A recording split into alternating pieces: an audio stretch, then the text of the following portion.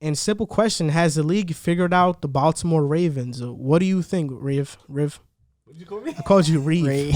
I think we talked about this a couple weeks ago. I think it's really starting now. It's starting to really look into form. Teams are starting to really catch up to them. And, the Ravens blew a lead that game. They was up. They was winning and looked like they was going to be okay. And then they just lost the lead. And then you see that at the end, Derrick Henry with the big run and OT to get the W. And I feel like the Titans, and it's funny because they had a fight or they had a little scuffle before the game with Malcolm Butler and the coach. So I feel like the Titans just have the Ravens' number. I think they have their heart right now.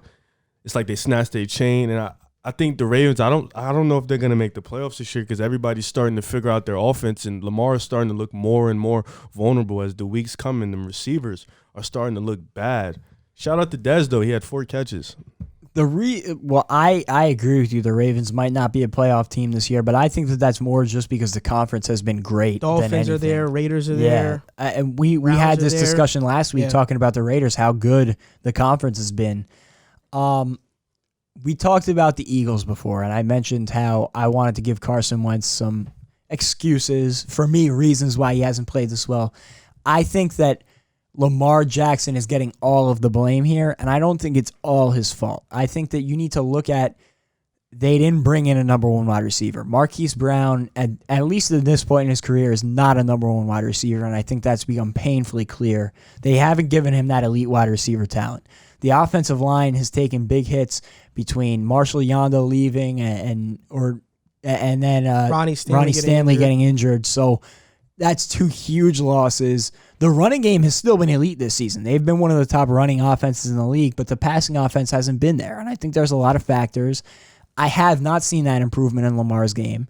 It's the same thing it was last year. He'll make a couple nice throws in a game, but when it comes down to it, in a 2-minute drill, you just can't trust him.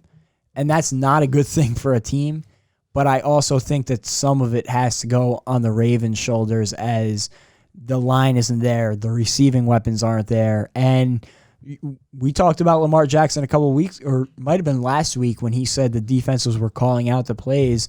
The offense has become predictable. And I don't think it should land on any one person's shoulders because I've heard people tell me that Lamar Jackson is the worst starting quarterback in the league, which is just outrageous. Who are you talking to? Yo, word. Multiple people actually agreed with that statement. So, I think that it's a lot of recency bias. You're talking about Lamar Jackson, who just came off an MVP season. Am I saying he's the best quarterback in the league? Am I saying he's top 5? No.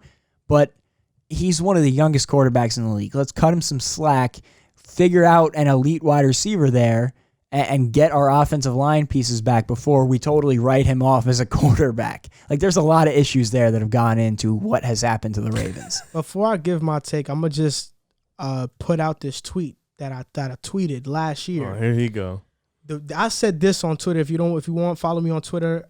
Don't follow him. 95% of my takes are correct. The Ravens' running attack is great. This is what I said. The Ravens' running attack is great. I told you stop listening. It's hiding a lot of Lamar Jackson's flaws thus far. Until I can see Lamar Jackson win a game when the running game isn't going, I won't give him credit. These numbers are inflated. Maybe the most inflated I've ever seen. I still stand by this statement. Last year, I called Lamar Jackson no-arm Lamar. I still call him that to this year. I have yet to see him win a game with his arm. That's why I call him no-arm Lamar. He's inaccurate. With all that being said, I will also say this. You're right. You got to cut Lamar some slack. He doesn't have a number 1 wide receiver. Marquise Brown was obviously the wrong pick. They should have took DK or Terry McLaurin. A.J. Brown should have went before him. These are guys that are better. Marquise Brown hasn't proven to be that. The offensive line has been injured. Marshall Yanda retired. But also, I just think it's on Lamar having to audible and kind of read defenses sometimes, and he's not the best at that.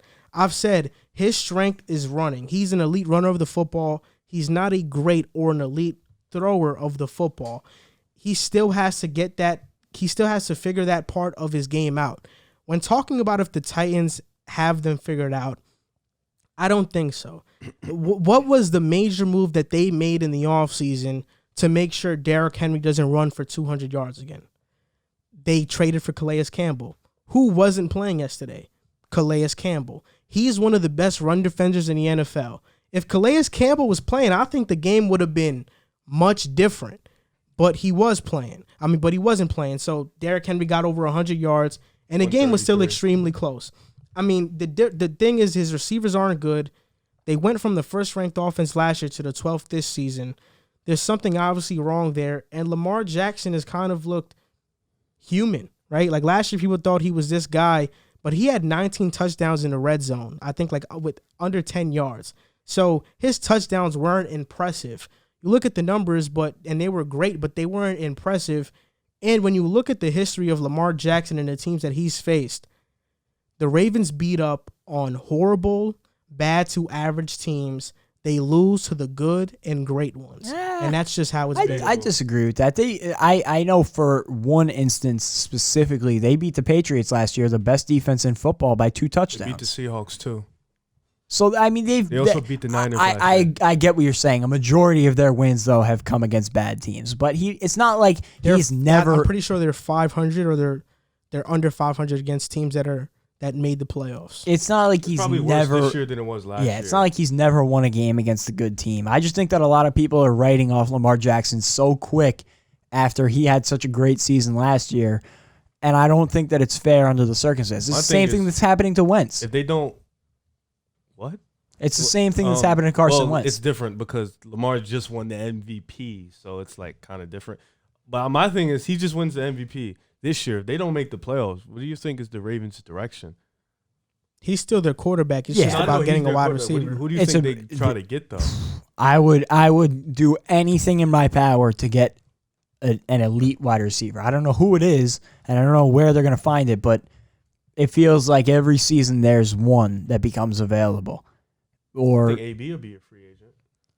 Even if it's in the draft, if you have to trade up and get somebody in the draft, it's supposed to be a pretty solid wide receiver draft. So the Ravens could have got AB now. They're not getting him because he has character issues. There's got to be something. I don't know what the move is specifically, but they have to go out and get an elite receiver. Yeah, I think after this year, they're going to realize, man, forget that. We need him. I don't think so. I think there's a culture in Baltimore. They're going to stick to that culture. But maybe we can see a situation where Greg Roman might get fired after 2 seasons. It's funny you say that because I was going to ask you, do you think that he is better off or worse off if Greg Roman gets the boot? If Greg Roman gets the boot, that running attack won't be the same. Yeah. But it depends on who you bring in as an offensive coordinator. It's just weird because Lamar Jackson's strength is running the ball. We're not sure how he's going to look if he has to drop back 30 to 40 times a game because he hasn't been doing that to this point in his career. So it takes an offensive coordinator that is going to have a balance or maybe lean more run heavy, but also allow Lamar Jackson to play freely when passing the ball as well. Because if you look at Greg Roman, and we've had this discussion, every year that he's been an offensive coordinator, whether it was with the 49ers, with the Bills, he's been top 5, or I should say bottom 5 in passing attempts, top 5 in running attempts. He's just a run system. And you look at Colin Kaepernick, Tyrod Taylor, he's always had running quarterbacks. So I wonder if a system change would be better for Lamar or worse for Lamar. Because we haven't seen him in anything else. This is the only system we've seen him in, and he's been so good in it, at least to start. You know, it's such an unknown going anywhere else, going in any other direction. Hey, what's up, guys? You just finished watching a clip of the Pick a Side podcast. My name is Joel Moran. My name is Jack Barteck. And my name is River Brown. And we are your hosts for this podcast. We want to thank you guys for watching the clip. Like, subscribe, and comment, and share if you would care to, because it helps us grow. And we're trying to make this a full-time thing.